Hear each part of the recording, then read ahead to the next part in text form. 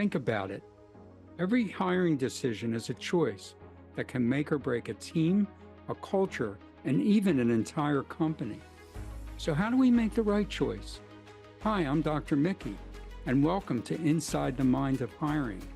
Here we'll uncover the psychology and strategy behind effective hiring. Because the right fit isn't just about skill or experience. It's about understanding people, their motivations, their strengths, and the shadows of their shortcomings. Together, we'll tackle the tough questions. How do we look beyond bias? How do we find the qualities that make people not just qualified hires, but the right hires?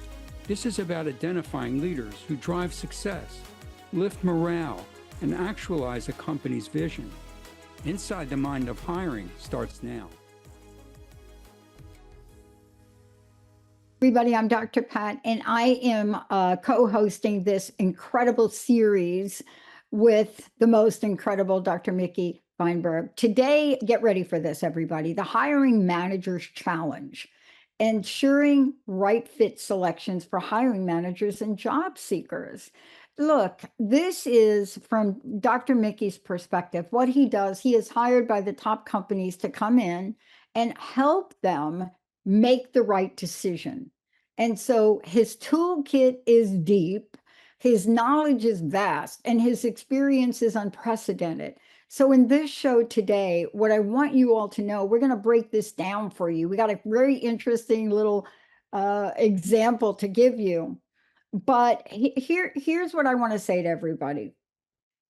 Sometimes there is a dilemma, especially in hiring.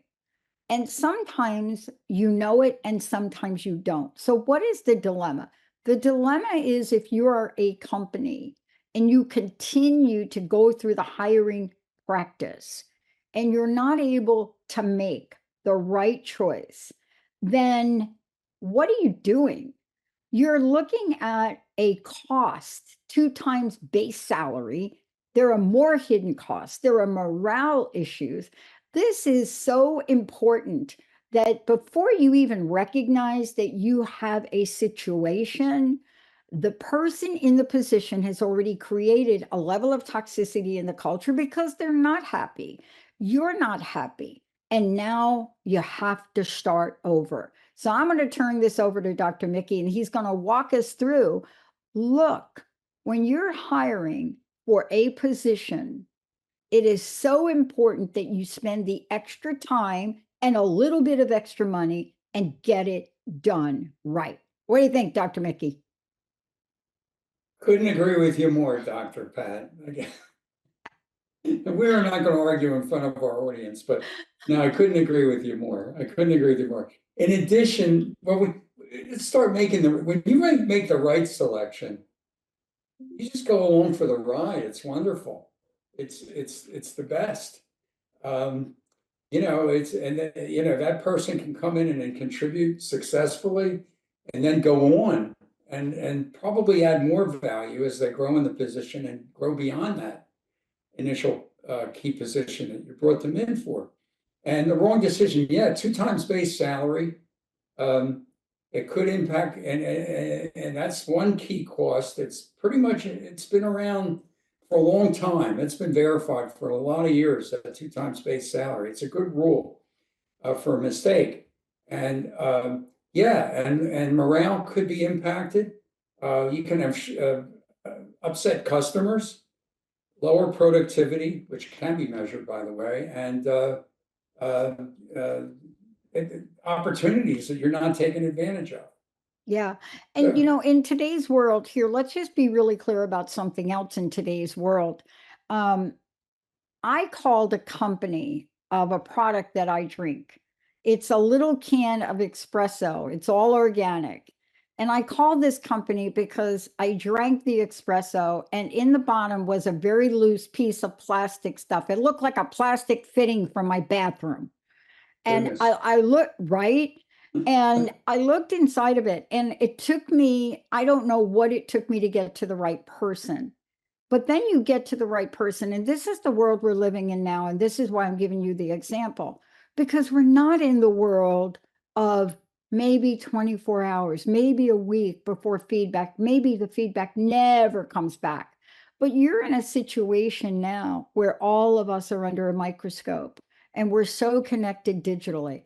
But obviously, it took me a while to get to the wrong person that I needed to talk to. Now, I'm not saying that was the wrong person for the job, but I was shocked to find out they put these little plastic, what looked like plumbing device in my espresso drink in every drink. I just happened to get one that came off unattached. And so, why am I bringing it up? Because this is a conversation with somebody that was in upper management of the company Right. that had a Yeah. conversation with me. Right. Right. And what is the impact of hiring the wrong person for a job like that? Now, I'm just an average everyday person, but most middle managers are talking to other clients, other agencies, and tell me what the margin of error is if you hire the wrong person and they tick off a client. Tell me where we are with that. What happens there?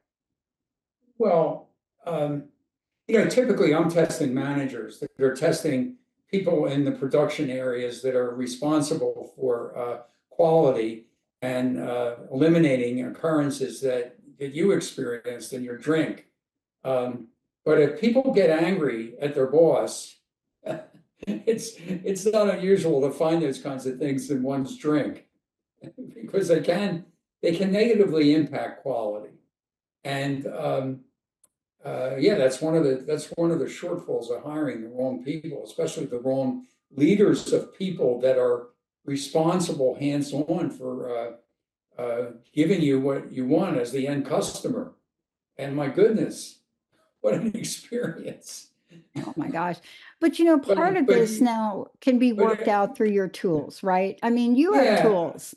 yeah. I mean, if you don't include a well-conceived psychological assessment when you're hiring key managers, leaders, professionals.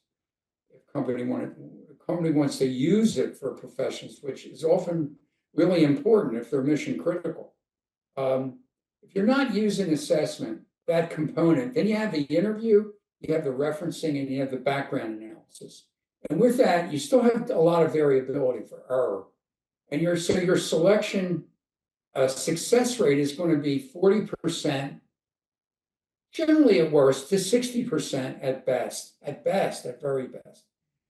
If you include the psychological perspective, you're going to get to nuances about that person or that candidate that you never knew before, or that you can't find out from those other sources of information about that candidate.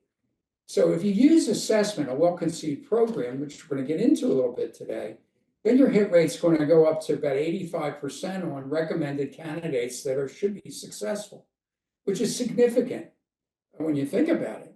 And for those candidates not recommended, the success rate or the accuracy rate for candidates that are not recommended that they're going to fail is over 90%.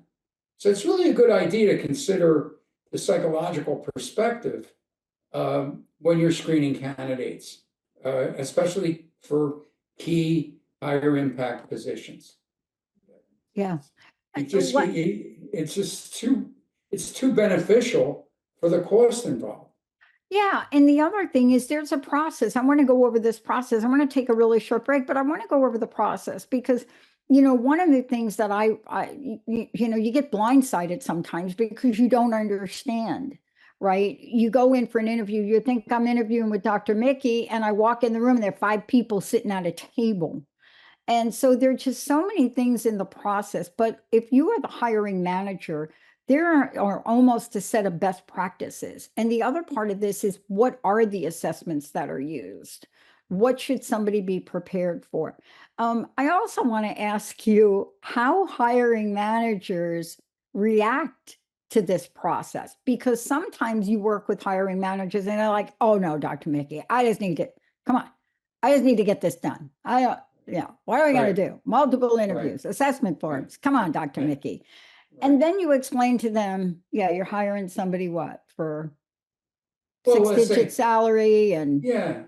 Well, let's say you're hiring a VP of marketing yeah. that for a company that's a media company that is involved in providing accurate weather information. And Mhm. it's actually a media company.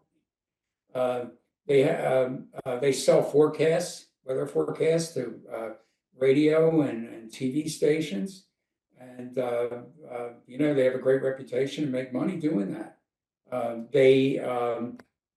They sell information, long-term weather information to businesses to help businesses reduce costs or minimize costs for bad weather events.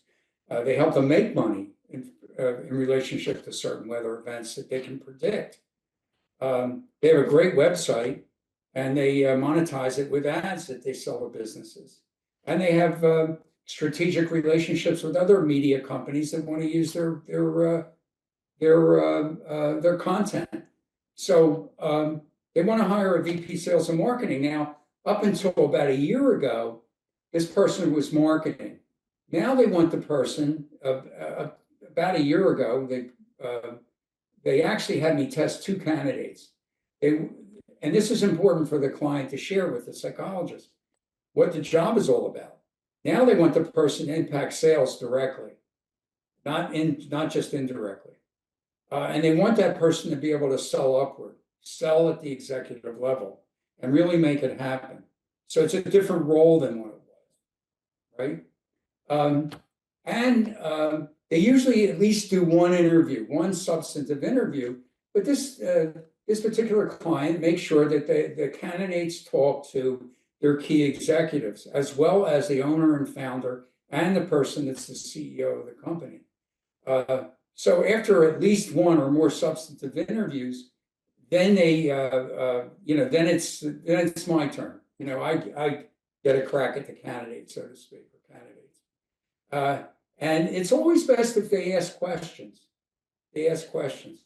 They don't have to, but it's always best if they do. What's on their mind about these candidates? What can I give them perspective on?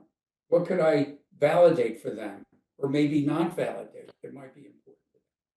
So it's good. It's always a best practice to kind of cue the psychologist not only on what the job is about, but how you're experiencing these candidates right now, in the interview stage. So when I get in front of a candidate as the psychologist, they set it up through an email introduction, all that kind of stuff, and we schedule the candidate. We tell them what it's about. So it involves two elements. One is a 2-hour interview. 2-hour interview. The other is a package of 4 assessments of personality, attitude, and style that the candidates take. And we can talk about why 4 at some point, but and that takes about an hour and a half. So it's actually a pretty efficient process. It's 2 hours with me, 2 hours on, an hour and a half on self-administered tests. Okay. So when I get that candidate in a Zoom conference or they're coming in here personally, the first thing I want to do is make that candidate comfortable. Little rapport, common ground, get to know them a little bit on a personal level. Why? Because I want them to open up. I don't want them to be guarded or hidden. Right. I want them to open up. So, I might start with asking them about their background. I have the resume, and I'll say, well, give me an executive summary on your background.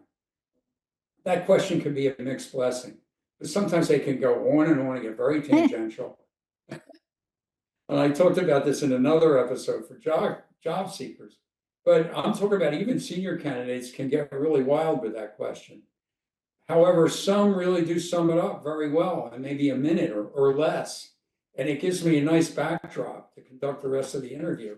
Some I can't let them talk forever, but I have to stop them and I have to guide them into a more productive presentation and I have to just start asking questions about their background. But I do a pretty intense background analysis as part of those 2 hours that I talk to a candidate. Why did you leave? What were the circumstances surrounding your departure? Questions like that. Well, we really get clarity on the roles in various positions. really about where they came from, what they were doing, and maybe where they're headed a little bit. Ask them questions to get a sense of their career agendas. Um, and then it gets into philosophical questions that are very important. I find they're very important to ask candidates open-ended questions about what they think about the job, what they think about sales, what they think about marketing in this case, what they think about leadership. I want to get a sense of what their attitudes going in up front. To me, those questions are very important. Yeah. And then for an experienced candidate, I focus on several what I call behavioral questions, where I ask them to tell me about their experiences in relation to key issues that I frame. For example, I might ask them, well, tell me about a time you had a performance issue with a key direct report. What was the person's job? What were the circumstances? What was going on wrong?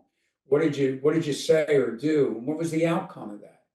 And I might ask them the same questions. How did you get the CEO to change their mind on something that you thought was really important for the company? What was the situation? What did you do or say? What was the outcome? Could ask the same kind of question with a peer who might be resistant, somebody like that. So I get a rounded view about how they actually handle different situations and what they gain from it. And then Dr. Pat, I get into their strengths. I ask them about their strengths. I don't want them to sell themselves and the implications of their strengths. I ask them about their weaknesses. I want them to go beyond ice cream and chocolate and really tell me the truth about what their weaknesses are, but how they manage them and how they've grown from those weaknesses, how they deal with them. Then I might, I also ask them about the achievement in their background that they're most proud of, their most proud achievement. Tells me a lot. And then I might ask, what's a common misconception that people might have of you? You know, a lot of times they'll tell you what that common misconception is, but it might not be a misconception. Yeah. Might actually be something valid about that person.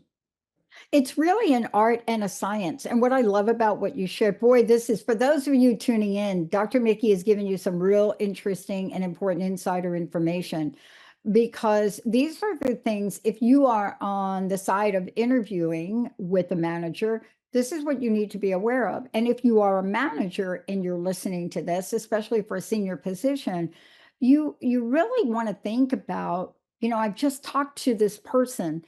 I've done a full hour interview. One of my team members interviewed this person. If you're interviewing without intention, you're going to be in trouble. And Dr. Mickey, let's take a moment and talk about that. If you're just interviewing and you're not thinking about, what is happening in this interview? What about the answer that just happened? What are my biggest concerns about this candidate?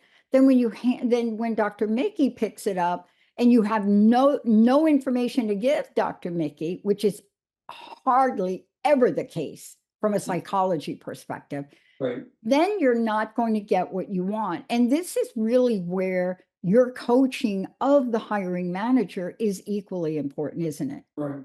By the way, if you're a director level or mid-manager, and certainly a senior manager, your performance is partially judged on the kind of people that you bring into the company. Oh, there's no question about it. Yeah, you have to know how to answer open-ended questions and listen for the answers. You have to know how to get a feel of somebody, the intangibles of what they're bringing to the party and what your feelings are when you're talking to somebody. I think some hiring managers are very good at describing their feelings, after or during the process of interviewing a candidate. You're getting a sense of how that person, how those candidates are really impacting this person. It's not so much the content of their answers, which is important. It's the emotional impact that they're having when they interview. And it's really important. I mean, I made some mistakes where I wasn't in touch with my feelings enough about a certain candidate. Really important. But the other thing important to consider are these standardized tests that are really, they can be really telling.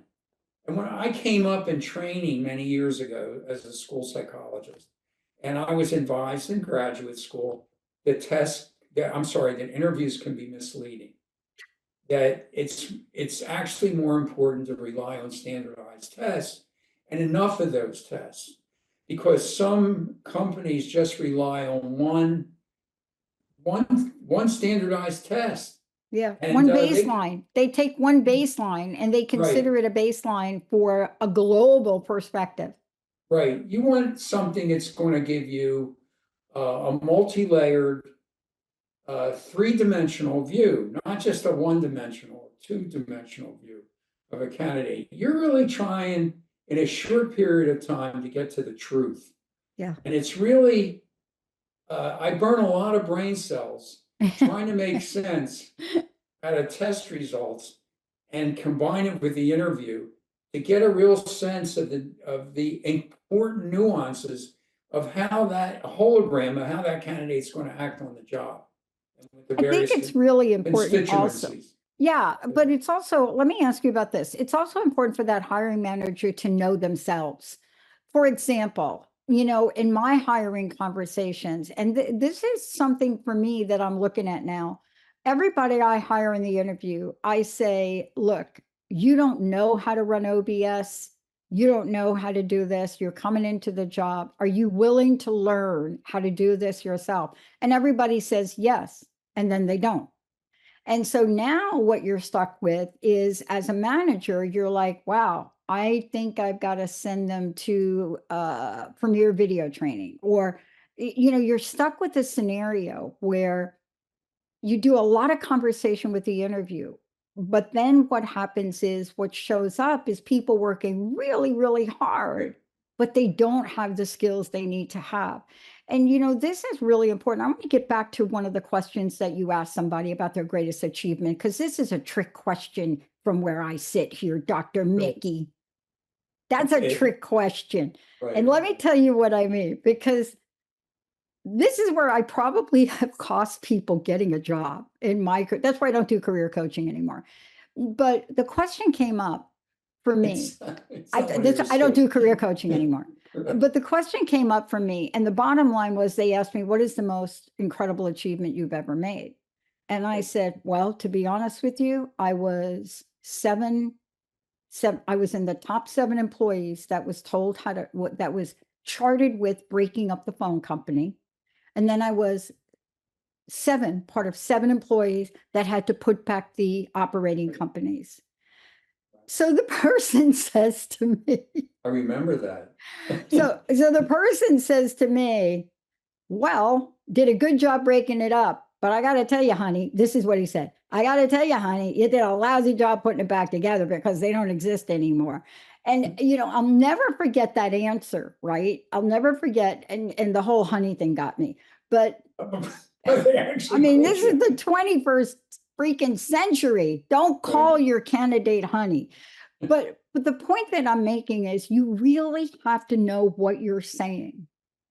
Now, I did follow up with him and I said, no, you're wrong. We did exactly what was meant to do. We knew that there was no way we were going to put the company back. So what we did was very strategic, and we set those operating companies up so they could either go away or be bought. And then I gave him numbers, and I just rattled it off. This company was sold for 2.5 billion. This company was picked up by 2.6 billion. This one was 5.7 billion. I said, as far as I'm concerned, we did a great job.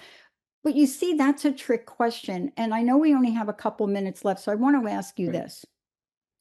There is a call to action if you're listening to this show and you are the hiring manager. What, Dr. Mickey, is your number one thing? You want to look this hiring manager right in the eye and say, I want to give you this information. This is what you must consider. Do it. All right. I want to tell you about a candidate's strengths. I want to tell you what they can do, not only what they can do, but what they will and can do. Sometimes there's a difference in that. If they're going to really mobilize your people, if they're really going to engage people in key decisions they're going to make, if they're willing to make decisions. And if they're willing, if they really have the drive and they really have the motivation and wherewithal to operate effectively with all their constituencies and really make something happen and pull this trigger so that the right decisions are made. I don't want you to hire a candidate that's going to mess up with your people, create bad feelings, make decisions that are too impulsive and not sufficiently thought out, but not overly thought out.